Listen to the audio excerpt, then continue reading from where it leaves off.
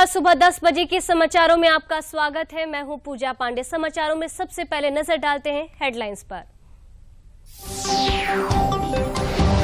मुख्यमंत्री योगी आदित्यनाथ ने मुंबई में शेष औद्योगिक समूहों से सीधे संवाद कर 5 लाख करोड़ रुपए का निवेश आकर्षित करने में रहे सफल। ग्लोबल इन्वेस्टर समिट के दौरान इन प्रस्तावों को पहनाया जाएगा अमली जामा। गोरखपुर फैजाबाद खंड स्नातक निर्वाचन साल 2023 के लिए नामांकन प्रक्रिया शुरू। 12 जनवरी तक प्रत्याशी कर सकेंगे नामांकन।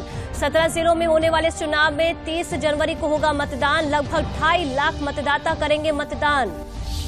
प्रयागराज में संगम तट पर माघ मेले का पहला स्नान आज। कड़ी सर्दी के बावजूद लाखों लोग पौष पूर्णिमा पर कर रहे हैं स्नान। मेला प्रशासन ने माघ मेले के लिए सभी तैयारियों की पूरी। प्रदेश में ठंड का प्रकोप जारी। मौसम विभाग ने आने वाले 3-4 दिनों में भीषण सर्दी के साथ अत्यधिक घने कोहरे और शीतलहर का जारी किया रेड अलर्ट।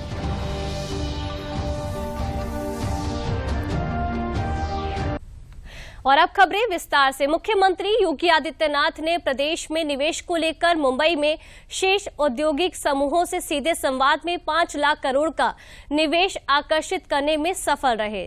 2 दिवसीय दौरे के दौरान सीएम के साथ 2 दर्जन से अधिक औद्योगिक समूहों के प्रमुखों की मुलाकात के दौरान निवेश प्रस्तावों पर सहमति बनी। प्रस्तावों को अमली जामा पहनाने के लिए 10 से 12 फरवरी तक आयोजित होने वाली यूपी ग्लोबल इन्वेस्टर समिट साल 2023 में औपचारिकता पूरी की जाएगी, जहां रिलायंस इंडस्ट्री के मुखिया मुकेश अंबानी ने पूरे उत्तर प्रदेश में 5G इंटरनेट कनेक्टिविटी पहुंचाने और आर्टिफिशियल इंटेलिजेंस की मदद से गांव तक बेहतर स्वास्थ्य सेवा पहुंचाने में रुचि दिखाई है। जहां आदित्य बिरला समूह के चेयरमैन कुमार मंगलम बिरला ने नोएडा में कन्वेंशन सेंटर की स्थापना के लिए सहयोग मांगा है।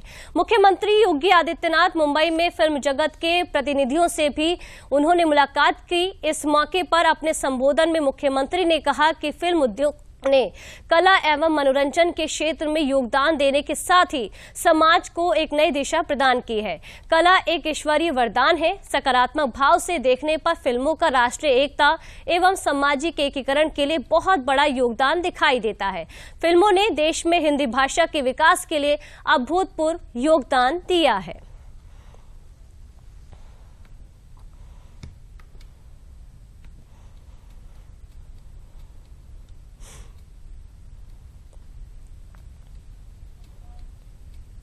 गोरखपुर फैजाबाद खंड स्नातक निर्वाचन साल 2023 के लिए नामांकन की प्रक्रिया गोरखपुर आयुक्त न्यायालय कक्ष में 5 जनवरी से शुरू हो गई और जो 12 जनवरी तक चलेगी, जहां नामांकन की प्रक्रिया प्रतिदिन सुबह 11 से लेकर दोपहर 3 बजे तक चलेगी।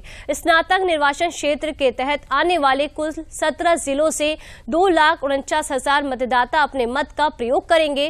13 जनवरी को नामांकन पत्रों की जांच की जाएगी। 16 जनवरी को नाम वापसी और 30 जनवरी को मतदान होगा। मतगणना 2 फरवरी को गोरखपुर में होगी। सभी 17 जिलों में 321 बूथ बनाए गए हैं। गोरखपुर के अपर जिलाधिकारी वित्त एवं राजस्व राजेश सिंह ने बताया है कि प्रशासन द्वारा नामांकन के लिए सुरक्षा व्यवस्था के व्यापक इंतजाम किए गए हैं।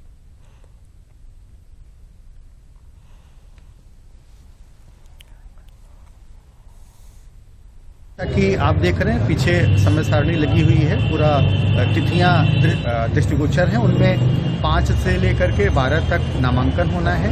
13 को संवीक्षा अर्थात तो उसकी स्क्रूटनी होनी है, नामांकन प्रपत्रों की जांच होनी है। 16 तारीख तक कोई भी व्यक्ति जिसने अपना नामांकन प्रपत्र जमा कर दिया है, नियमानुसार वो नाम वापसी है। 16 तारीख के सायंकाल 3 बजे के बाद ये डिक्लेयर हो जाएगा कि कितने लोग वास्तव में चुनाव में कैंडिडेट हैं। ये इसका मतदान 30 जनवरी को प्रातःकाल 8 बजे से 4 बजे तक। ये जो गोरखपुर फैजाबाद स्नातक निर्वाचन क्षेत्र है, इसमें कुल 17 जनपद हैं और कुल 321 मतदेय स्थल हैं। पोलिंग सेंटर जिसको कहते हैं, पोलिंग बूथ कहते हैं।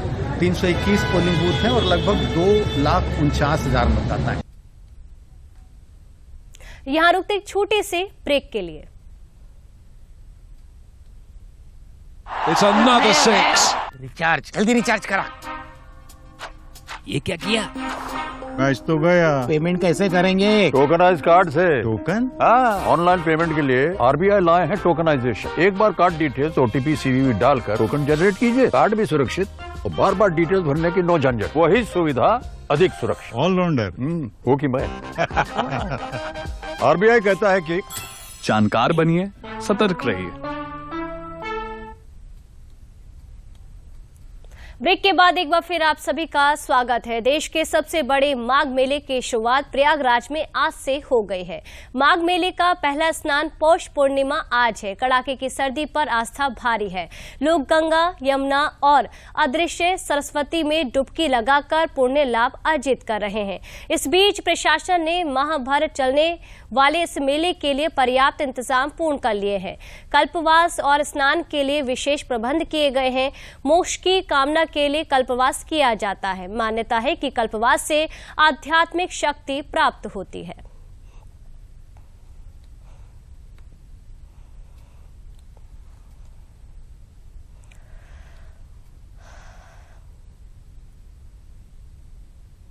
पौष पूर्णिमा के दिन प्रातः सूर्योदय के पूर्व अगर स्नान कर लिया जाए तो सर्वोत्तम स्नान होता है। अगर उस समय आप स्नान नहीं कर सकते हैं तो सूर्योदय के बाद भी स्नान कर सकते हैं। स्नान के बाद दान का बहुत ज़्यादा महत्व है। आप जैसे ही स्नान करके बाहर आएँ तो अगर आपके पास तिल की बनी चीज़ हो, तिल और गुड़ की, उसको दान करें या घृत का दान करें, कंबल का दान करें, वस्त्र का दान करें या अन्न दान करें तो उससे आपको पुण्य की प्राप्ति होती है। पौष पूर्णिमा के दिन ये माना जाता है कि आज हमने सूर्य देव के निमित्त और चंद्रदेव दोनों के निमित्त यहाँ पर स्नान करके उनका ध्यान करके उनका पुण्य प्राप्त कर लिया। और बात मौसम की, उत्तर भारत में जारी है सर्दी और शीतलहर का कहर। राजधानी दिल्ली में सुबह पारा 3 डिग्री तक दर्ज किया गया और इससे सीजन की सबसे सर्द सुबह माना जा रहा है। और अगले 3 दिनों तक भी राजधानी में तेज सर्दी दिल्ली वासियों को परेशान करेगी। वहीं उत्तर प्रदेश, राजस्थान, पंजाब और हरियाणा में शीतलहर के साथ साथ कोहरे की समस्या देखी जा रही है, जिसका प्रभाव ट्रेनों की आवाजाही पर भी पड़ रहा है।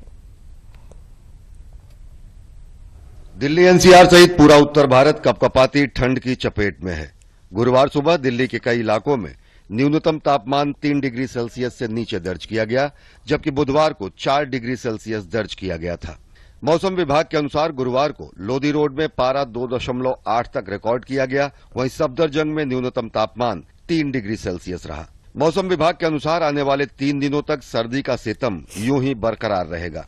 दिल्ली एनसीआर में ठंड और घना कोहरा छाया रहेगा। रविवार से तापमान में थोड़ी बढ़ोतरी हो सकती है।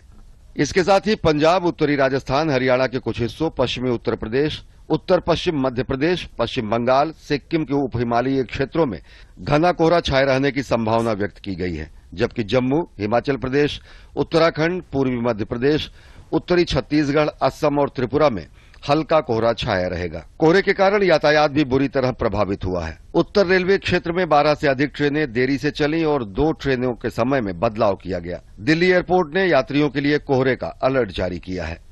राजस्थान के सीकर में शीतलहर का प्रकोप जारी है। शहर में घना कोहरा छाया दिखा। ठंड से बचने के लिए लोग अलाव तापते दिखे। हरियाणा के अंबाला में गुरुवार सुबह घना कोहरा छाया रहा। कोहरे की वजह से विजिबिलिटी बेहद कम रही। पंजाब के लुधियाना और पठानकोट में कड़ाके की ठंड पड़ रही है। पूरा शहर घने कोहरे की चपेट में है। बठिंडा ने लगातार कोहरे की चादर ओढ़ रखी है। बढ़ती हुई ठंड के कारण बठिंडा में घना कोहरा देखने को मिला। बठिंडा में गुरुवार को पारा 3 डिग्री सेल्सियस रिकॉर्ड किया गया। ये जो धुंध है किसानों के लिए तो अच्छी है, क्योंकि फसल के लिए काफी लाभदायक होती है। लेकिन ये जो रोजगार के लिए निकलते हैं लोग सुबह, जो साइकिल वगैरह पे जाते हैं, उनके लिए थोड़ा सा नुकसानदायक हो सकता है, क्योंकि वो लोग ना कहीं रिफ्लेक्टर वगैरह नहीं लगा के रखते अपने साइकिलों पे। मेरठ और कानपुर में भी कोहरे और ठंड के कारण लोगों को दुश्वारियों का सामना करना पड़ रहा है। उत्तर प्रदेश के मथुरा में घने कोहरे और शीतलहर के कारण लोगों को काफी परेशानियों का सामना करना पड़ रहा है। ठंड की वजह से हालत खराब है, आदमी खड़ा नहीं हो पा रहा है और बर्फीली हवा भी चल रही है। काम करने में हाथ काम नहीं करते। बहुत ठंड है भाई, इतनी ठंड है हाथ पैर सुन रहता है, बहुत दिक्कत हो रही है। बिहार की राजधानी पटना में घने कोहरे के कारण दृश्यता का स्तर काफी कम हो गया है। लोगों को इसके कारण दिक्कतों का सामना करना पड़ रहा है। मध्य प्रदेश की राजधानी भोपाल में भी काफी कम दृश्यता रही। यहाँ लोगों का जनजीवन ठंड के कारण प्रभावित हुआ है। धरती का स्वर्ग कहे जाने वाले कश्मीर में 40 दिनों तक चलने वाले चिलाई कलान की खूबसूरती हर तरफ देखी जा सकती है। यहाँ बड़ी संख्या में पर्यटक सुबह के समय जमी हुई डल झील को देखने के लिए खींचे चले आ रहे हैं। राजधानी लखनऊ में गुरुवार को मौसम का मिजाज मिला जुला रहा। 10:30 बजे के बाद धूप तो खिली, लेकिन बर्फीली हवाओं के सितम से राजधानी में लोग कांपते रहे। दिन भर धूप होने के कारण दिन का पारा 3.8 डिग्री बढ़ा, लेकिन रात के पारे में 1.3 डिग्री की गिरावट दर्ज हुई है। अनुमान है कि आज कोहरा हो सकता है और साथ ही न्यूनतम तापमान में थोड़ी गिरावट आएगी। इस समय पश्चिमी विक्षोभ की सक्रियता बनी हुई है। आज भी बर्फीली हवाओं से राहत नहीं मिलने का अनुमान है।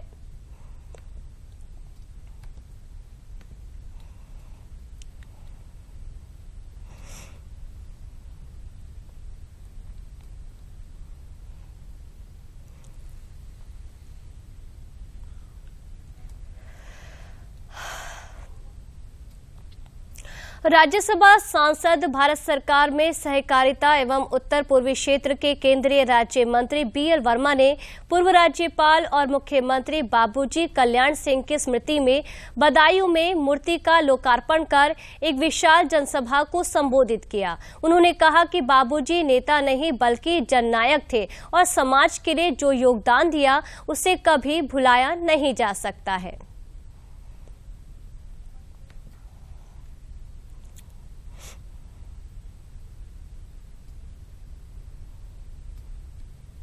माननीय प्रधानमंत्री जी लगातार बिना छुट्टी दिए काम करते हैं। अभी जब उनकी माँ ने दुनिया छोड़ी थी उस दिन भी उन्होंने छुट्टी नहीं ली और काम कर गए।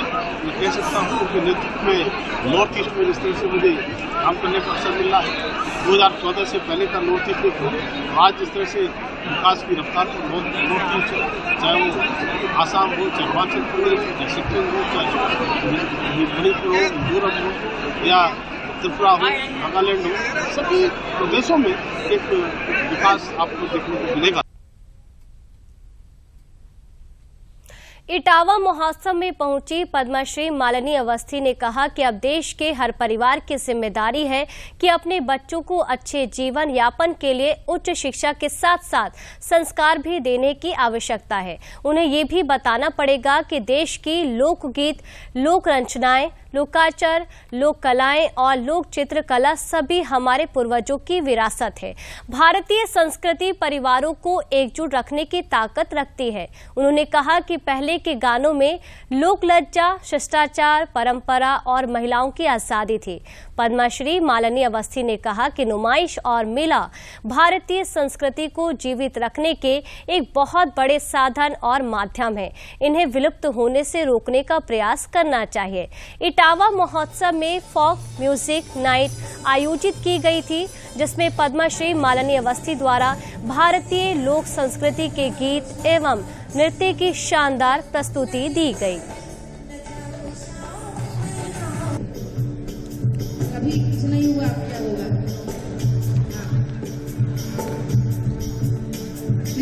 तकनीक के लिए, बेहतर जिंदगी के लिए वो दें, उसके संग संग संस्कार भी दें और ये कहीं ना कहीं समझाते चलें कि जितनी भी लोक रचनाएं, लोकगीत है, लोक नृत्य है, लोकाचार है, लोक चित्रकला है, ये सभी कुछ दरअसल हमारी पूर्वजों की ऐसी विरासत है कि इसके ज्ञान परंपरा से हम इसको सीखें और समझें। कलाकार ये तो मंच के माध्यम से आज हम लोग कोशिश ये करते हैं कि ये विस्मृत न हो। बलरामपुर जिले के विधानसभा उतरोला से पूर्व विधायक आरिफ अनवर हाशमी और उनके परिजनों की अवैध रूप से अर्जित संपत्ति, कृषि योग्य जमीन, पेट्रोल पंप एवं आरा मशीन सहित लगभग 11 करोड़ 50 लाख की संपत्ति को प्रशासन द्वारा कुर्क किया गया है। जिला मजिस्ट्रेट के आदेश के क्रम में जनपद बलरामपुर में भूमाफियाओं के विरुद्ध चलाए जा रहे अभियान के क्रम में थाना सादुल्ला नगर क्षेत्र में ये कार्रवाई की गई है। इसके पूर्व में भी भूमाफिया आरिफ अनवर हाशमी की लगभग 120 करोड़ रुपए यानी कि 120 करोड़ रुपए की संपत्ति को गैंगस्टर एक्ट की धारा 14(1) के अंतर्गत कुर्क किया जा चुका है।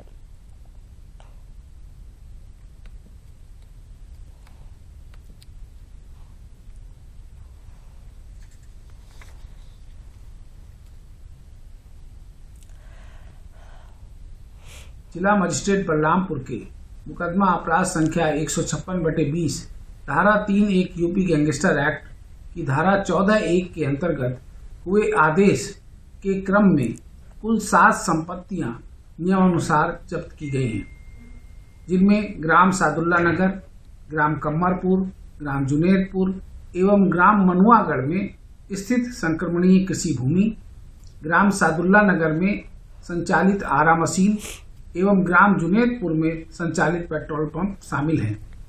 जब्त की गई कुल संपत्ति का मूल्य लगभग 11.5 करोड़ है।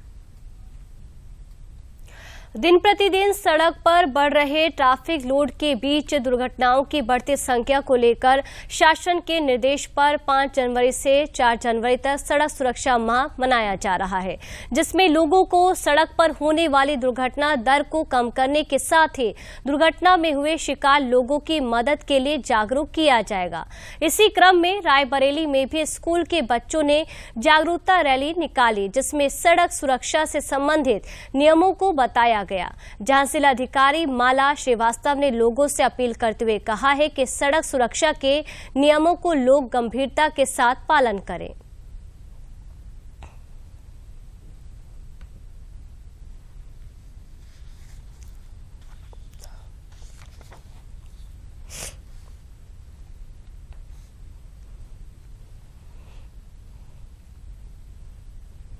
कि सभी लोग ट्रैफिक रूल्स का एक बार पुनः प्रचार प्रसार व्यापक रूप से करें, अपने स्तर से अनुसरण 100% करें और अपने परिवार में, आस पड़ोस में जितने भी लोगों को आप लोग जानते हैं उनसे ये जरूर आग्रह करें कि सभी लोग ट्रैफिक रूल्स का पूरा पालन करें।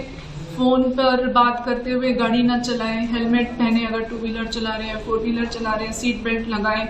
इन छोटी छोटी बातों का ध्यान रखें। रॉन्ग लेन की ड्राइविंग या रॉन्ग साइड से ओवरटेक करना, ओवर स्पीडिंग, इन सब कारणों से बहुत सारे परिवार उजड़ जाते हैं और हम लोगों को ये संख्या बिल्कुल न्यूनतम पर लानी बहुत ही आवश्यक है, ताकि इन घटनाओं की वजह से और इन अनदेखी या लापरवाही की वजह से किसी को अपनी जान न गंवानी। बाराबंकी कभी अफीम का गढ़ माना जाता था, लेकिन अब शिमला मिर्च, टमाटर के साथ 56 कद्दू की बेल्ट के रूप में भी जाना जाने लगा है। यहां पर परंपरागत खेती छोड़कर किसान सब्जियों की खेती भी बड़े पैमाने पर कर रहे हैं। प्रदेश में सबसे ज्यादा पॉली हाउस वाले इस जिले में कई किसान आधुनिक तरीके से खेती कर अच्छा मुनाफा कमा रहे हैं। ऐसे ही बाराबंकी जिले के युवा किसान प्रमोद वर्मा ने सब्जियों की खेती के माध्यम से अपनी तकदीर बदल दी है। प्रमोद वर्मा 6 एकड़ में मौसमी सब्जी जैसे टमाटर, शिमला मिर्च, गोभी, ब्रोकली, 56 कद्दू, खीरा आदि की खेती कर सालाना 15 से 20 लाख की आय करते हैं। इनकी सफलता को देख पूरा गांव आज सब्जियों की खेती कर अच्छा मुनाफा कमा रहे हैं।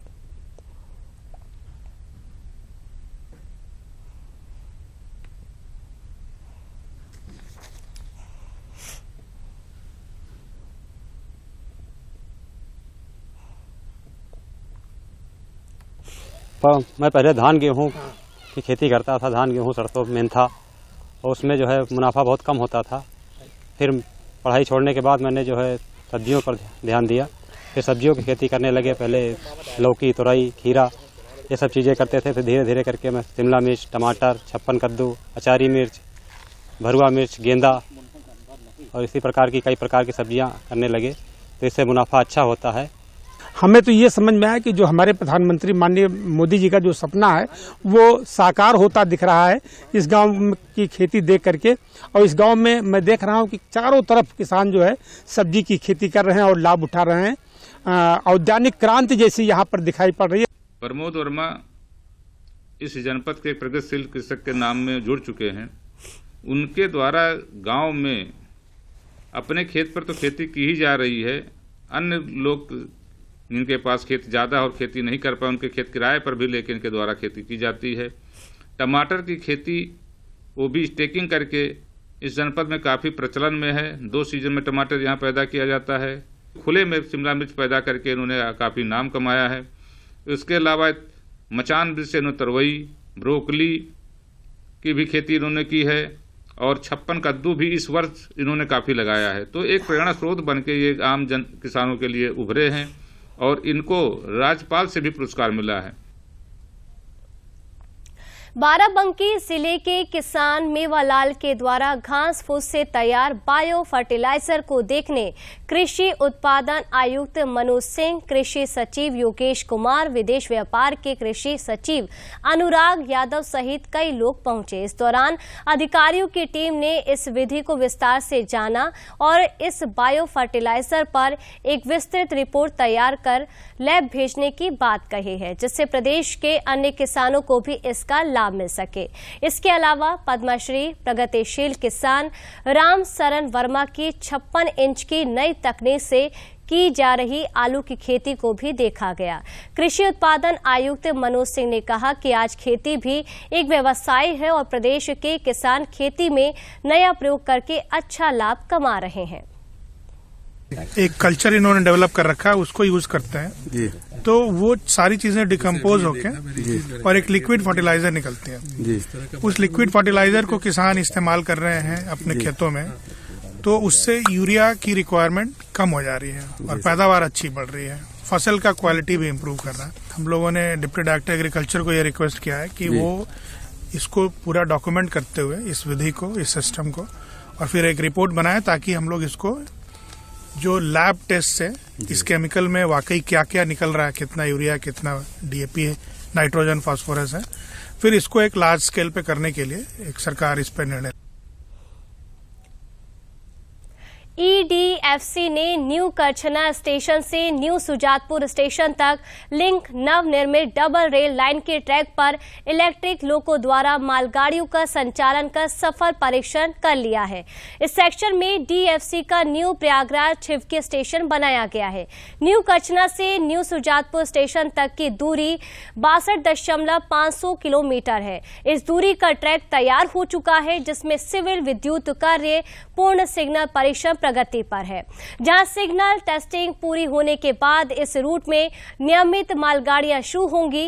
डेडिकेटेड फ्रेट कॉरिडोर ये उच्च गति और उच्च क्षमता वाले विश्व स्तरीय तकनीक के अनुसार बनाया जाने वाला रेल मार्ग है। उत्तर मध्य रेलवे के मुख्य जनसंपर्क अधिकारी हिमांशु शेखर उपाध्याय ने बताया कि वर्तमान में भारतीय रेलवे नेटवर्क पर चलने वाली लगभग 70% मालगाड़ी डेडिकेटेड फ्रेट कॉरिडोर पर स्थानांतरित कर दी जाएगी। इस नए फ्रेट रेल मार्ग से भारतीय ट्रेनें अधिक समयबद्ध हो सकेगी।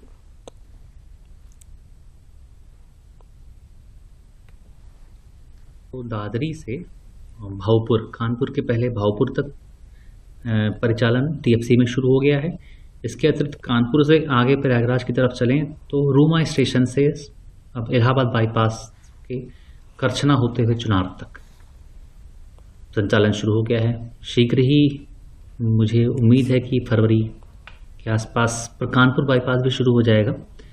तो दादरी से लेके और पूरा चुनार तक डीएफसी चालू हो जाएगा, करीब 600 किलोमीटर के आसपास के एरिया में। यहाँ जो सवारी गाड़ियाँ आती थी उसको सुविधा हो जाएगी और मालगाड़ियाँ जो है उधर से रूट चेंज होकर के बम्बई और कानपुर की तरफ दिल्ली चली जाएंगी। इससे यात्रियों में जो देरी होती थी, कोहरे के कारण लेट होती थी ट्रेनें, वो जो है दूर हो जाएंगी, इसकी समस्या दूर हो जाएगी।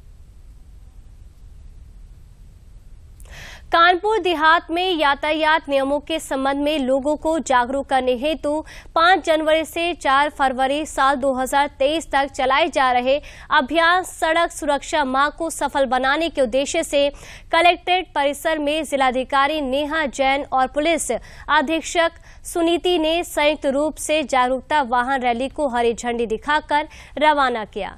जिलाधिकारी ने इस दौरान कहा कि मोटरसाइकिल चलाते समय हेलमेट और कार में सीट बेल्ट का प्रयोग अनिवार्य रूप से करें। उन्होंने कहा कि सड़क दुर्घटना के दौरान घायल व्यक्ति की मदद करें। उन्होंने यातायात सड़क सुरक्षा के संबंध में जानकारी देते हुए जिलाधिकारी ने कहा कि वाहन को निर्धारित गति सीमा में चलाएं, जहां ओवर स्पीडिंग सड़क दुर्घटनाओं का सबसे बड़ा कारण है। दोपहिया वाहन चलाते समय हेलमेट अवश्य लगाएं। वाहन चलाते समय मोबाइल फोन का प्रयोग नेविगेशन को छोड़कर अन्य किसी कार्य हेतु न करें।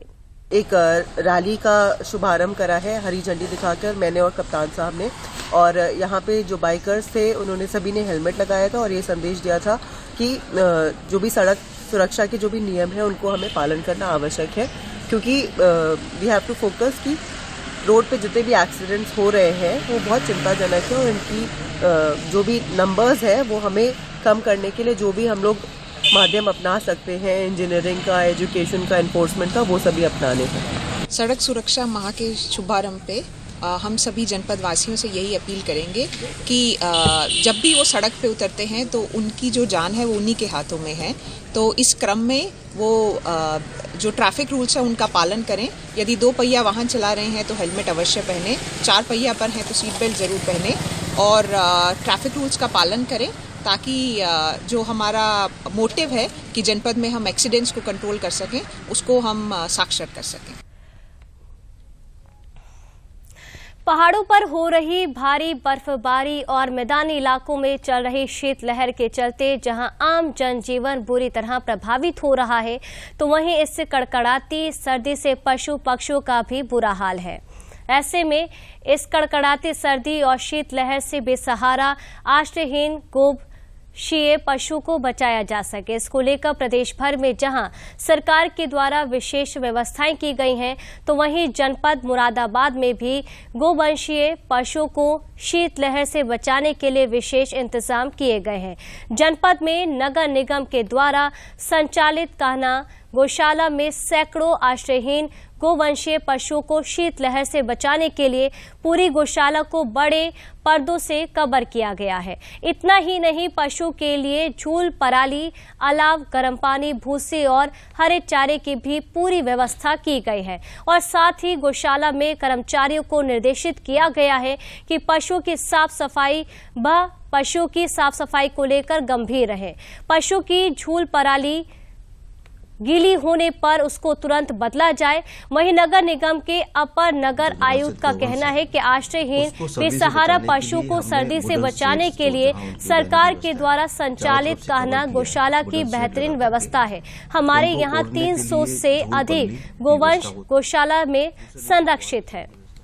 और निरंतर दिन में भी अलाव जलाने की व्यवस्था हमने की है। उनको पानी पिलाने के लिए गर्म पानी की व्यवस्था हमने पृथक से की है, जिससे किसी प्रकार की कोई असुविधा वहाँ ना हो, गौवंश को कोई सर्दी के कोई प्रकोप की व्यवस्था ना हो। हमारे जो पशु चिकित्सा अधिकारी हैं वो निरंतर ऐसी दवाइयों का सेवन भी उनको कराते हैं जिससे उन गर्मी रहे, और किसी पर छोटे बच्चियाँ और वो हैं उनको निरंतर ढकने की व्यवस्था हम द्वारा की जा रही है। और अंत में एक नजर आज की हेडलाइंस पर। मुख्यमंत्री योगी आदित्यनाथ ने मुंबई में शीर्ष औद्योगिक समूहों से सीधे संवाद कर 5 लाख करोड़ रुपए का निवेश आकर्षित करने में रहे सफल। ग्लोबल इन्वेस्टर समिट के दौरान इन प्रस्तावों को पहनाया जाएगा अमली जामा। गोरखपुर फैजाबाद खंड स्नातक निर्वाचन साल 2023 के लिए नामांकन प्रक्रिया शुरू। 12 जनवरी तक प्रत्याशी कर सकेंगे नामांकन। 17 जिलों में होने वाले चुनाव में 30 जनवरी को होगा मतदान। लगभग 2.5 लाख मतदाता करेंगे मतदान। प्रयागराज में संगम तट पर माघ मेले का पहला स्नान आज। कड़ी सर्दी के बावजूद लाखों लोग पौष पूर्णिमा पर कर रहे स्नान। मेला प्रशासन ने माघ मेले के लिए सभी तैयारियां की पूरी। प्रदेश में ठंड का प्रकोप जारी। मौसम विभाग ने आने वाले 3-4 दिनों में भीषण सर्दी के साथ अत्यधिक घने कोहरे और शीतलहर का जारी किया रेड अलर्ट।